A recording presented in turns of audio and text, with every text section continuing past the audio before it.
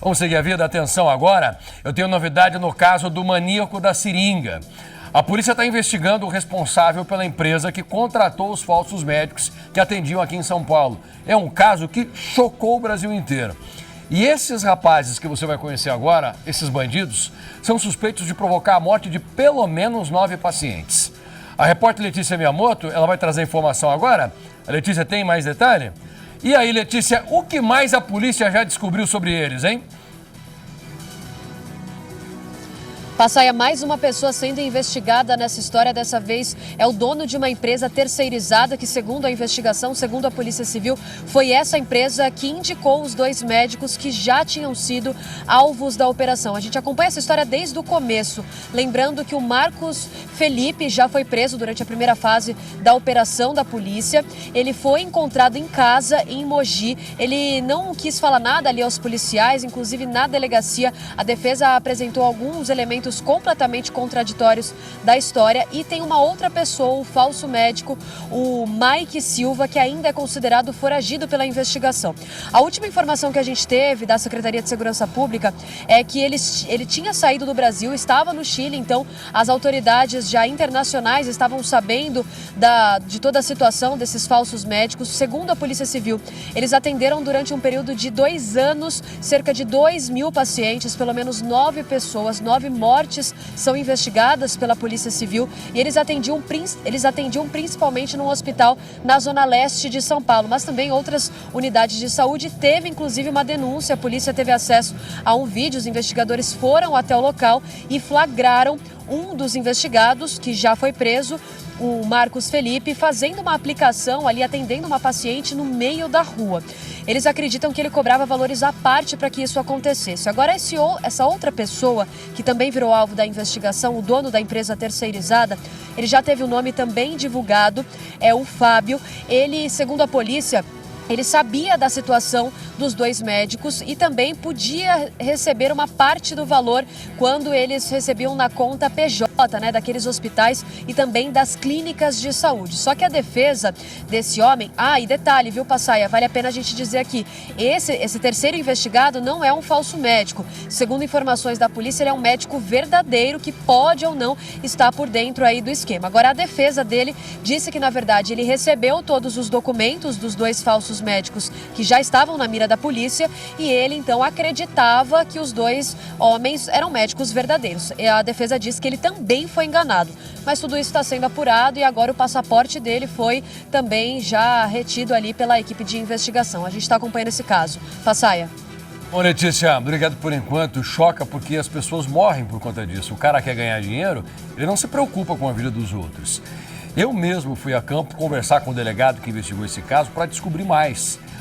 O doutor José, que está à frente dessa investigação, é um dos delegados mais experientes que nós temos hoje aqui em São Paulo.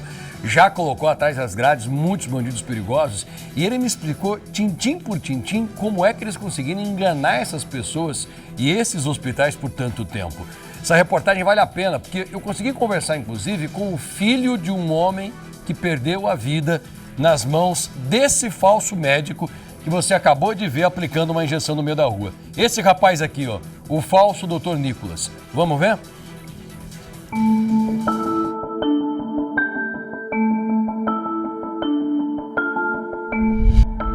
Um homem sai do prédio onde mora e se encontra com uma mulher na calçada. Se abraçam e ele mostra um produto.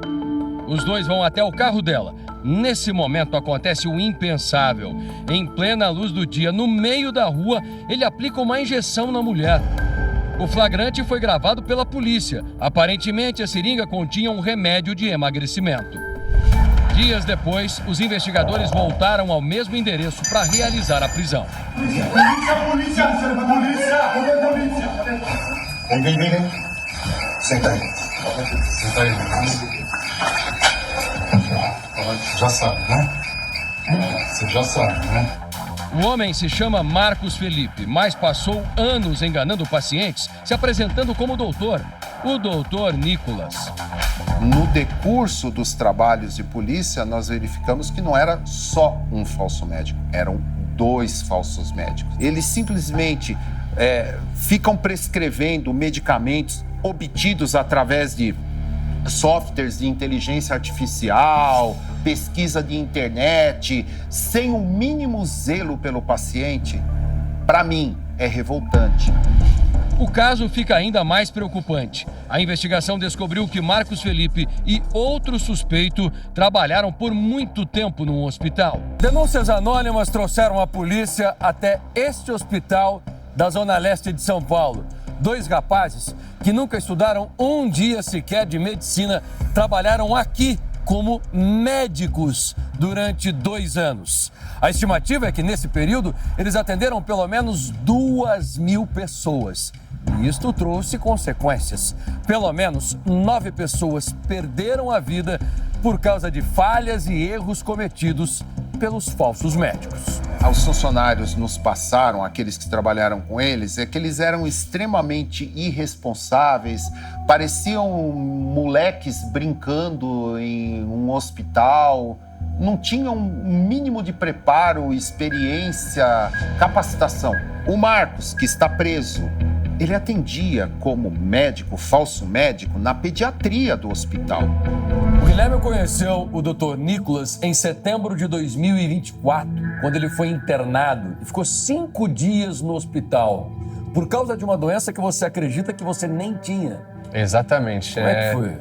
Eu acordei num dia passando mal, né, e decidi buscar o pronto atendimento. Ao chegar no hospital, eu fui atendido pelo Dr. Nicolas, que não fez nenhum exame antes, só mediu meus sinais vitais e já disse que eu seria internado. Por causa do quê? De broncopneumonia. Foram dias terríveis, inclusive, no primeiro dia que eu fiquei internado, havia um paciente que faleceu no meu lado, no leito ao lado que eu estava, faleceu. Atendido pelo Dr. Nicolas. Exatamente. Um idoso. E ali eu fiquei desesperado, porque eu sabia que eu não estava doente e onde eu estava doente tinham pessoas morrendo. Mas isso não foi o pior que Guilherme sofreu com o falso médico. Menos de 1 ano depois, Guilherme volta a ficar frente a frente com o Dr. Nicolas, mas agora acompanhando o pai dele. E olha só que ironia, da primeira vez, o paciente que não estaria doente acabou internado. E agora, o pai dele, muito doente, não foi internado pelo Dr. Nicolas? Não foi internado. Meu pai chegou no hospital passando mal. Mesmo meu pai tendo feito uma bateria de exame, constado que ele estava com plaquetas baixas, sinal de dengue, né? O do Nicolas não internou meu pai, mandou meu pai para casa. O pai de Guilherme, seu Arlindo, voltou ao hospital 2 dias depois e foi atendido novamente por Marcos Felipe. Aí, naquele momento, eu vi que ele ficou perdido, que ele não sabia o que fazer. Ele saiu da sala, ele falou assim, fica aí um pouco com seu pai. Ali eu já sabia, eu já esperava o pior. Quando ele falou assim pra mim, fica aí um pouco com seu pai, eu sabia que ali ia ser uma despedida. E foi o que aconteceu. Depois dali eu não vi mais meu pai. Seu Arlindo morreu em maio do ano passado.